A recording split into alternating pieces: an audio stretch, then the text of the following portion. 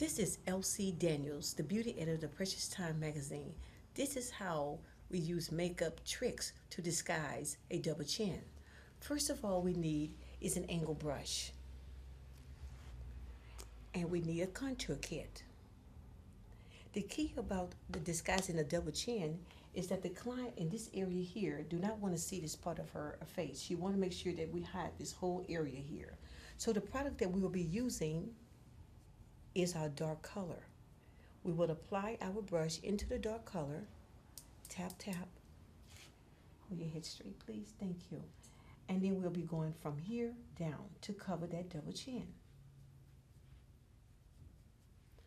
We're using the angle part of the brush to just kind of cover that double chin area. And we just brush down. The trick in doing this product is to make sure you stipple the color into the skin